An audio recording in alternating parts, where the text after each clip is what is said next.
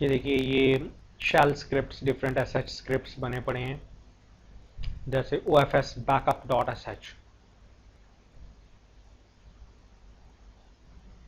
सो इसमें देखिए एक्सपोर्ट जो भी डिफरेंट ओरेकल के पैरामीटर्स हैं किधर हैं, लाइक ये डिफरेंट डिफाइंड है पहले की, किधर से क्या पासवर्ड उठाना है। अब ये देखिए मिक्सचर लिखा हुआ है, पेलास्कल -s no log end of file connect. ये एक ओरेकल फाइनेंशियल की डेटाबेस है, वहाँ से जाओ, क्या करो, कुछ टेबल ड्रॉप करनी है, कोई चीज़ें लुकअप करनी है, कोई इंडेक्सेस क्रिएट करने हैं, वो आपने सारा करने के बाद एंड ऑफ फाइल। फिर आपने डिफरेंट लाइक HPUX के फ्लैग्स यूज़ किए हुए हैं, ठीक है, डिफरेंट वेरिएबल्स के अंदर वैल्यूज गेट की हुई है। You can do all type of different things.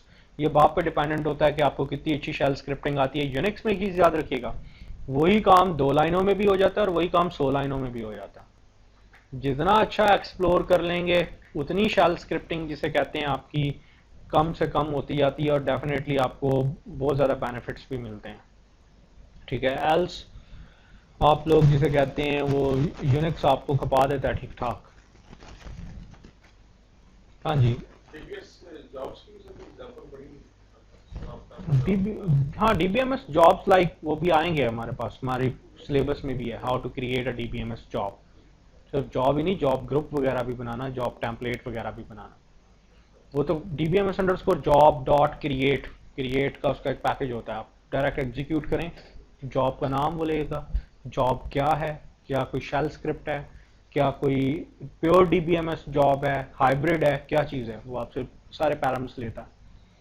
चाहे इस तरह से कर लें या डू लाइक दिस वन कि जब आप लिखने लगे SQL प्लस बैकअप करने लगे @SQL स्क्रिप्ट का नाम आपने कॉल कर लिया है और इसके अंदर आपने सारी की सारी जो भी कोडिंग थी प्योर SQL की वो आपने यहाँ पे की हुई थी।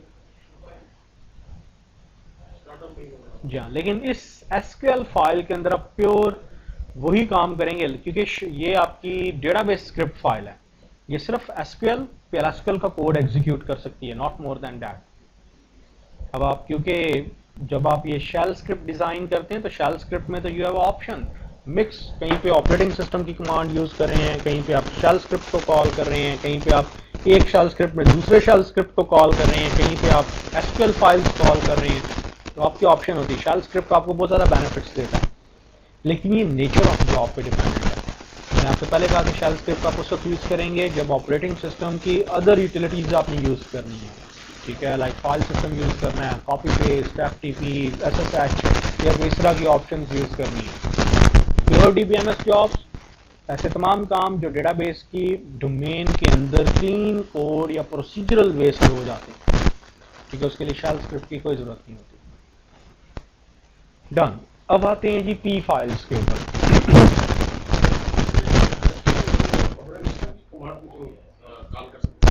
SQL फाइल देखिए जो हमारे पास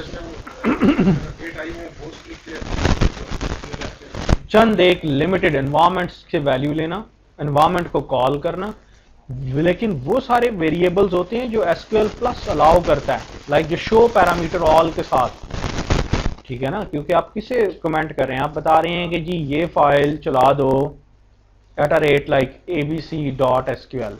इस फाइल ने चलना है किस एनवायरमेंट में, SQL प्लस। इस फाइल के अंदर वो तमाम काम होने चाहिए जिसको SQL प्लस रिकॉग्नाइज करता है या जिसको SQL प्लस चलाने की कैपेबिलिटी रखता है। वो काम नहीं होने चाहिए जो कि SQL प्लस नहीं कर सकता। ले सकते हैं। हाँ, अब वो क्यों, क्योंकि अगर आप शो पैरामीटर या शो ऑल करें तो जो इस एनवायरमेंट के पैरामीटर्स होते हैं वो आपको शो कर देता है, और यहाँ पे वही पैरामीटर पास हो सकते हैं जो कि इस एनवायरमेंट के पैरामीटर हैं, उसकी वैल्यू पास नहीं हो सकती। अब देखिए जी फाइल्स में let's start from our P file. Initialisation parameter files, मैंने आपसे कहा था कि P फाइल्स दो तरह की होती हैं, one is called parameter file, one is called server parameter file, ठीक है। दोनों फाइल्स के अंदर डिफरेंस है। डिफरेंस हमने क्या कहा था कि जो आपकी ओरिजिनल फाइल होती है P फाइल वो ह्यूमन टेक्सचुअल फॉर्मेट में होती है, आप उसे एडिट कर सकते हैं, देख सकते हैं। उसका नाम क्या होता है, init.name.aura। SP फाइल उसका बाइनरी बैकअप इमेज होता है, बट बाइनरी शेप में होता है, आप उसे एडिट नहीं करेंगे और इसकी प्रेसिडेंस ज्यादा होती है। अगर कहीं पे एसपी फाइल भी और पी फाइल भी है तो पहले एसपी फाइल पढ़ी जाएगी, अगर एसपी फाइल एब्सेंट है तो देन पी फाइल पे आप जाएंगे। एसपी फाइल का नाम क्या होता है? SP file SID name dot ora. दोनों को इंटरसिंक रखना आपकी रिस्पॉन्सिबिलिटी है, ठीक है। सर्वर का ये रूल है कि ओरेकल सर्वर एसपी फाइल अगर पड़ी हो तो उसकी प्रेसिडेंस ज्यादा है, वो उसको फौरन टेकअप करने की अटेम्प्ट करता है। अब ये देखिए कि हमारे पास चाहे पी फाइल है या एसपी फाइल है, हमारे पास चंद एक टाइप के पैरामीटर्स डिफाइंड है। पैरामीटर्स की कितनी नेचर है, कितनी टाइप्स हैं, यहाँ पे देखिए अगर मैं ओरेकल में जाता हूँ, I am going to admin, यहाँ पे पी फाइल का फोल्डर है। It's not a default P file, it's init ora, आगे प्रोसेस आईडी है। बाद पैरामीटर ऐसे हैं जो चेंज नहीं हो सकते हैं, बाद पैरामीटर ऐसे हैं जिनको चेंज करने के लिए शायद मुझे ओरेकल को शट करना पड़े। बाद पैरामीटर ऐसे हैं कि आप रन टाइम पे डेटाबेस के साथ कनेक्टेड हैं, आप सिर्फ ऑल्टर सिस्टम ऑल्टर सेशन की कमांड लिखें तो वो सेट हो जाते हैं। सो पैरामीटर्स की यहाँ पे डिफरेंट टाइप्स हैं। बाद स्टैटिक पैरामीटर हैं जो चेंज नहीं हो सकते अनटिल अनलेस कि आप डेटाबेस ही पूरी की पूरी रिक्रिएट ना करें। जैसे कि dB block size, database recreate करनी पड़ेगी, ये चेंज नहीं हो सकता। करैक्टर सेट का पैरामीटर होता है, वो चेंज नहीं हो सकता, ठीक है। डेटाबेस का नेम है, ये चेंज नहीं हो सकता। सिड नेम है, चेंज नहीं हो सकता, ठीक है। ये 3-4 ऐसे वेरिएबल्स हैं जो चेंज नहीं हो सकते। You have to recreate your database अगर चेंज करना चाहते हैं। बाद ऐसे पैरामीटर होते हैं जो डायनामिक इन नेचर होते हैं। डायनामिक मीन जैसे 2 लेवल्स पे आप उन्हें ऑल्टर कर सकते हैं, या तो सिस्टम लेवल पे, सिस्टम लेवल पे जब भी किसी को ऑल्टर करेंगे ऑल्टर सिस्टम की कमांड होगी, alter system set like open underscore cursor is equal to 1000।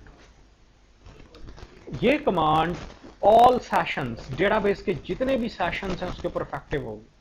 और अगर आप ऑल्टर सिस्टम की जगह ऑल्टर सेशन की कमांड लिखते हैं तो ये पैरामीटर सिर्फ करंट सेशन, जिस सेशन में ये कमांड आप लिख रहे हैं सिर्फ उसी सेशन के लिए इफेक्टिव है। These are dynamic parameter. Dynamic parameter run time पे चेंज हो जाते हैं। अब ये देखिए कि ओरेकल में टोटल पैरामीटर $, पैरामीटर एक डेटा डिक्शनरी व्यू होता है, तो 200-250 के करीब पैरामीटर होते हैं टोटल। ओरेकल के 200-250 के करीब पैरामीटर हैं। आपकी डेटाबेस जो यहाँ पे ओडीएस है इसमें कितने हैं अभी काउंट कर लेते हैं, पता चल जाता है ये यहाँ पे इस एनवायरमेंट में हमारे पास कितने हैं टोटल।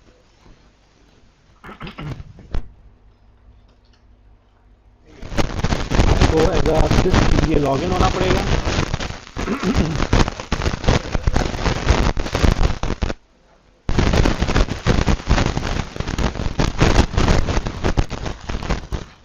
$289 पैरामीटर है टोटल, ठीक है। और डिस्क्राइब कर लेते हैं इसको।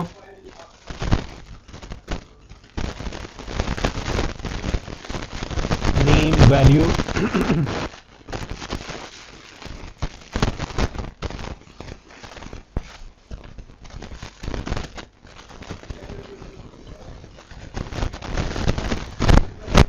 select name value from $sign parameter. जी हर एक पैरामीटर का नाम, पैरामीटर का नाम क्या है और आगे उसकी वैल्यू क्या है। Max, dump, file size, unlimited, trace, enable, true, हर एक की देखिए वार सो मैनी वैल्यूज हो सकती हैं। यहाँ पे जितने भी 289 पैरामीटर हैं सबकी वैल्यूज दिखा रहा है, जबकि पी फाइल में ऐसा नहीं है। अगर आप पी फाइल को देखते हैं तो पी फाइल के अंदर ये नहीं कि सारे पैरामीटर 289 के 289 हैं, या एसपी फाइल के अंदर 289 के 289 डिफाइंड नहीं होते, चंद एक डिफाइंड होते हैं। उसकी रीजन क्या होती है? ओरेकल ऐसा करता है कि पहले डिफॉल्ट टेम्पलेट, लाइक जब आपने डेटाबेस बनाई थी तो उसने कहा था मैं ORCL, आपने कहा था जर्नल पर्पस टेम्पलेट को फॉलो करो। जर्नल पर्पस टेम्पलेट में 289 पैरामीटर्स की चंद एक वैल्यूज दी हुई default, which are called Oracle default values. Oracle जिन पैरामीटर की आप वैल्यू चेंज नहीं करते उनकी वो डिफॉल्ट टेकअप कर लेता है, जिनकी आप चेंज करते हैं बास की चेंज करना मैंडेटरी होता है। लाइक जैसे कि डीबी नेम, वो आपसे याद है शुरू में जब डीबीसी आपने चलाया था तो उसने सिड नेम मांगा था, डीबी नेम मांगा था, कंट्रोल फाइल्स की लोकेशन मांगी थी, डेटाबेस का उसने आपको ब्लॉक साइज बताया था कितना होगा। तो ये 4 सिर्फ dB block size, seed name, dB name and control file की लोकेशन, अगर आप OMF यूज नहीं कर रहे या ASM यूज नहीं कर रहे। तो ये 3-4 चीजें बताना मैंडेटरी होता है, बाकी वो टेम्पलेट को खुद ही इनहेरिट कर लेता है और आप बाकी सबको मॉडिफाई कर सकते हैं रन टाइम पर। हाँ, बाज ऐसे होंगे जिनके लिए ऑरेकल शट करना पड़ेगा, मैंने कहा वो स्टैटिक टाइप के पैरामीटर होते हैं, और बाज ऐसे पैरामीटर्स होते हैं जिन्हें आप रन टाइम पे चेंज कर सकते हैं ऑल्टर सिस्टम या ऑल्टर सेशन की कमांड के साथ। उसके लिए आपको डीबी शट नहीं करना पड़ता, they are called dynamic parameters. ये तो वो पैरामीटर्स हो गए with respect to their nature या नेचर ऑफ फॉर इफेक्टनेस के पॉइंट ऑफ व्यू से मैं बात करें। अगर आप बात करें कि विद रिस्पेक्ट टू वैल्यूज, तो वैल्यूज के अकॉर्डिंगली हमारे पास दो तरह के होते हैं। एक हम बोलते हैं डिराइव्ड पैरामीटर्स, एक को हम बोलते हैं ऑपरेटिंग सिस्टम स्पेसिफिक पैरामीटर्स या ऑपरेटिंग सिस्टम डिपेंडेंट पैरामीटर्स। जैसे कि दो पैरामीटर होते हैं पी फाइल में, एक होता है जी सेशंस का पैरामीटर, एक होता है प्रोसेसेस का पैरामीटर। अब सेशंस का पैरामीटर प्रोसेसेस के पैरामीटर पे डिपेंडेंट होता है। अगर किसी ने प्रोसेसेस के पैरामीटर में वैल्यू लिखी हुई है 100, तो वो सेशंस में ग्रेटर देन 100 नहीं लिख सकता किसी भी सूरत, क्योंकि उतने प्रोसेसेस एलोकेट ही नहीं होते। तो session is a derived parameter जो कि डिपेंडेंट है प्रोसेसेस के पैरामीटर पे।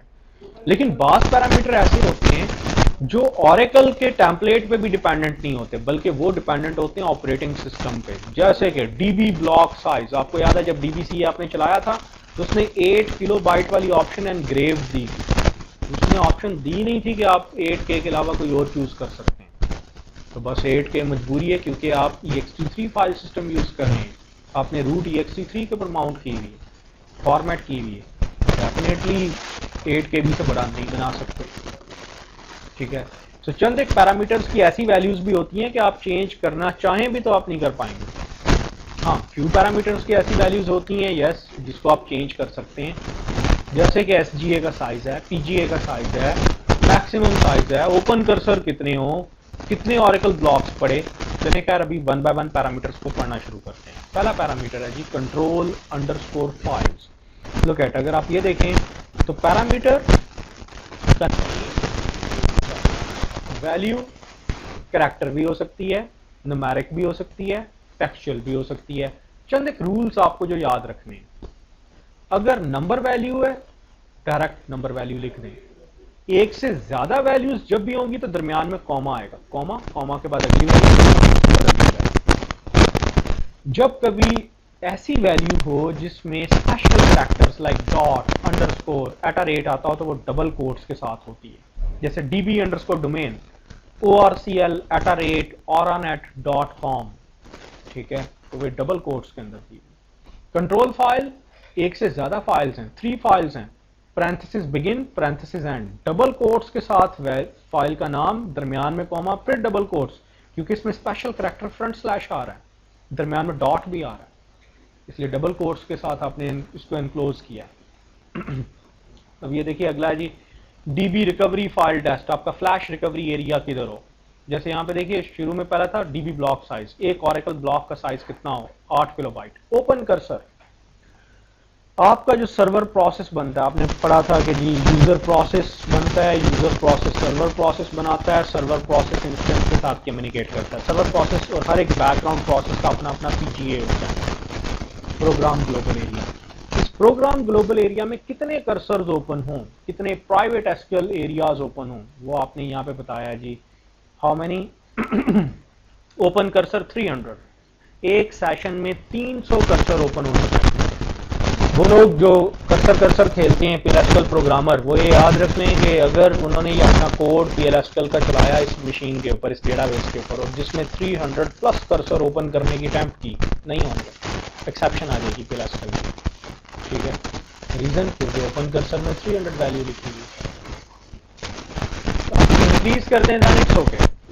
DB domain, DB name, control files किधर हैं, फ्लैश रिकवरी एरिया, तो फ्लैश रिकवरी एरिया कितने साइज का 2 GB का।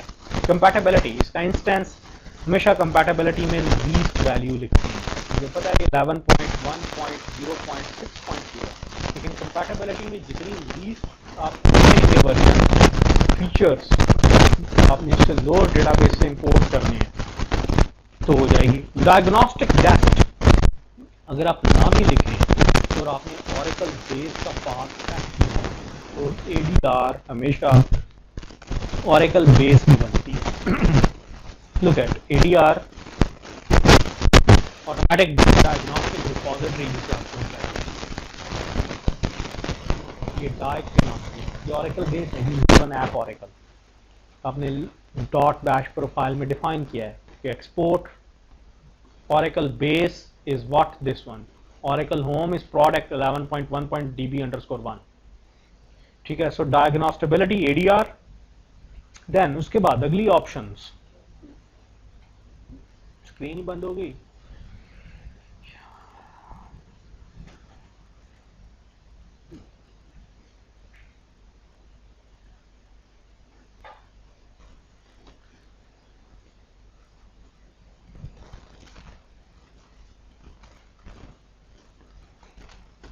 देन आपने बताया जी मेमोरी टारगेट।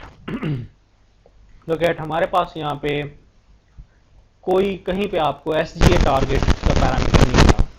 यहाँ पे unlike 8i, 9i, 10g, 11g is a quite intelligent database. 11g के अंदर ये देखिए हमारे पास खासतौर पे मेमोरी के जो पैरामीटर्स हैं, 10g में एक पैरामीटर होता था एसजीए टारगेट। एसजीए टारगेट का मतलब क्या होता था कि आप इंस्टेंस को जितनी मेमोरी देना चाहते हैं वो यहां पे डिफाइन कर दें एक ही बार। क्या करेगा instance? 5 areas, database buffer cache, shared pool, Java pool, stream pool, large pool, database buffer cache, redo log buffer को छोड़ दें। इन 5 एरियाज को ऑटोमेटिकली खुद ही मेंटेन करेगा। एसजीए टारगेट इनका कलेक्टिव साइज होता था। अगर मैं 2GB लिख दूंगा 2G, तो इसका मतलब है कि ये 5 मेमोरी एरियाज खुद ही डिसाइड करेंगे 2GB के अंदर रहते हुए कि किसको कितनी मेमोरी मिलनी चाहिए। अगर अभी वैल्यू ज्यादा रिट्रीव हो रही है, शायद डेटाबेस बफर कैश एक्सपैंड हो जाए और बाकी श्रिंक हो जाए। कुछ देर के बाद अगर आप PLSQL कोड चला रहे हैं तो शायद शेयर्ड पूल ओवरबर्डन हो जाए, ये एक्सपैंड हो जाए, बाकी सब श्रिंक हो जाए। लेकिन 10G तक प्रॉब्लम ये था कि आपको SGA की मेमोरी सेपरेट देनी पड़ती थी और PGA की मेमोरी सेपरेट देनी पड़ती थी, PGA एग्रीगेट टारगेट की शेप में। 11G ने प्रॉब्लम रिजॉल्व कर दिया। 11G कहता है सिर्फ एक ही पैरामीटर को कॉन्फ़िगर करें, memory underscore target, and it's a system wide usable memory, oracle usable memory.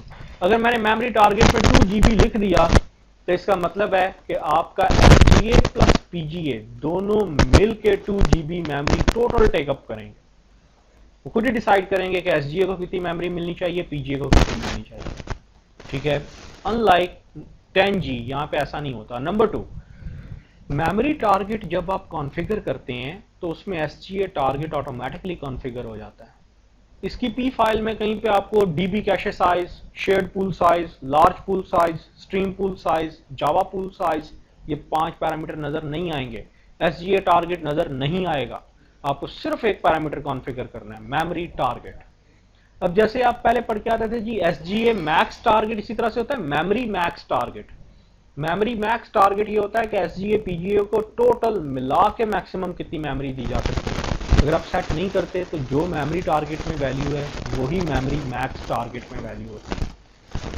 Oracle strongly recommend करता है कि आप इस पैरामीटर को, अगर आपने मेमोरी टारगेट को कॉन्फ़िगर किया हुआ है तो फिर आप SGA टारगेट को कॉन्फ़िगर नहीं करेंगे, आप PGA एग्रीगेट टारगेट को कॉन्फ़िगर नहीं करेंगे, शेयर्ड पूल साइज या इंडिविजुअल पूल साइज को कॉन्फ़िगर नहीं करेंगे, क्योंकि सिर्फ एक parameter, you need only this one parameter.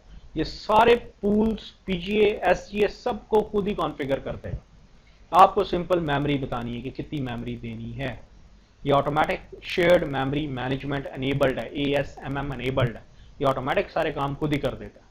हाँ, अगर आप नहीं करना चाहते मेमोरी टारगेट, फिर आपको SGA टारगेट इन 5 पूल्स की मेमोरी सेपरेट SGA को देनी पड़ेगी और PGA को ये वाला पैरामीटर कॉन्फ़िगर करना पड़ेगा, PGA एग्रीगेट टारगेट, जो कि 4 टेराबाइट तक भी हो सकता है। कि ये मेमोरी क्या होती है कि तमाम सर्वर प्रोसेसेस, लाइक आपके डिफरेंट सर्वर प्रोसेसेस हैं, हर सर्वर प्रोसेस का अपना अपना PGA होता है। तमाम PGAs मिला के कलेक्टिवली एग्रीगेट मेमोरी कितनी टेकअप कर सकते हैं? It should be from 10 megabyte to 4 terabyte, not more than that. और अगर आप कहते हैं जी मुझे पीजीए टारगेट भी कॉन्फ़िगर नहीं करना, मुझे मेमोरी टारगेट भी कॉन्फ़िगर नहीं करना, एसजीए टारगेट भी कॉन्फ़िगर नहीं करना, तो फिर आपको स्टैटिक पैरामीटर, आपको हर एक पूल का साइज बताना पड़ेगा। Shared pool size, DB buffer cache size, Java pool size, stream pool size, large pool size, फिर आपको सेपरेट सेपरेट पैरामीटर देने पड़ेंगे। इसका मतलब है पैरामीटर आपस में डिपेंडेंसी भी रखते हैं। अब आपको विद रिस्पेक्ट टू टाइम जैसे जैसे आप आगे चैप्टर पढ़ेंगे आपको पता चलेगा कि कौन से पैरामीटर कॉन्फ़िगर्ड हों तो कौन से आप नहीं कर सकते, और अगर करने हैं तो मिनिमम वैल्यू कितनी देनी है, मैक्सिमम वैल्यू कितनी देनी है, या मिड रेंज वैल्यू, या with respect to performance and tuning कितनी वैल्यू देनी है। ये खैर विद रिस्पेक्ट टू टाइम ही आप लोग समझ पाएंगे। एट अ मोमेंट जिसे कहते हैं I am not capable enough कि कोई आपको रॉकेट साइंस वगैरह बता दी जाए, ठीक है। इसी तरह से देखिए undo management, next one param P file में आप आइए, नीचे देखिए प्रोसेसेस 150 हैं, बहुत कम प्रोसेसेस हैं। ये तमाम प्रोसेसेस, तमाम बैकग्राउंड प्रोसेसेस, सर्वर प्रोसेसेस, इससे ज्यादा नहीं बन सकते 150 से। ऑडिट ट्रेल फाइल किस लोकेशन पे बनेगी, ऑडिट ट्रेल डेटाबेस है, remote login password file exclusive है, शेयर्ड सर्वर है ये आपका, it's not a ODS server, it's Oracle shared server है ये। और अनडू टेबल स्पेस का नाम है undo TBS1, undo management by default auto होती है। ये देखिए कि पी फाइल आपको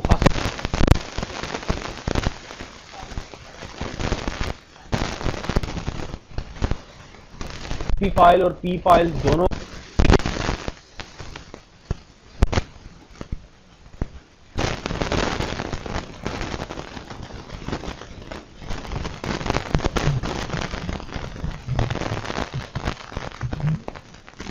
करें, साथ ही पी फाइल को ओपन करके उसमें वो पैरामीटर एडिट कर दिया करें, ताकि दोनों फाइल्स की जिसे कहते हैं स्पेक्स एक ही हो। At a moment it's not your P file. आपको पता है कि पी फाइल बाय डिफॉल्ट किधर होनी चाहिए, ऑरेकल होम के अंदर डीबीएस का फोल्डर होता है, जैसे यहाँ पे पड़ी हुई है SP फाइल orcl.aura, ऐसे ही आप यहाँ पे एक नई फाइल बनाएं। लुक एट, अभी आपकी पी फाइल ऑपरेशनल नहीं है, अगर आप इसको ऑपरेशनल करना चाहते हैं तो you have to do what, like मैं इसको इसका नाम कर रहा हूं init.aura, डन।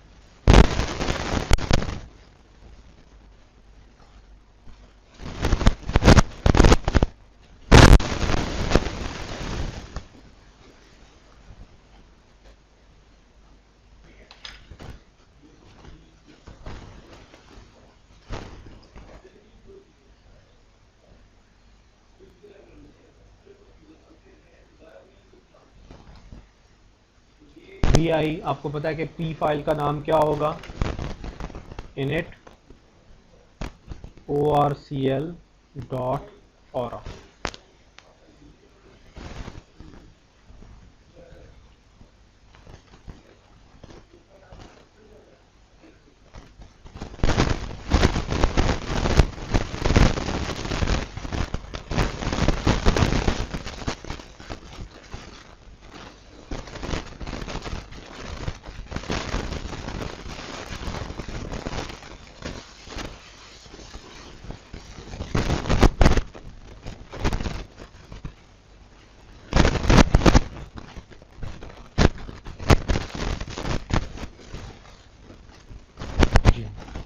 अब देखिए, अब now it's perfectly all right.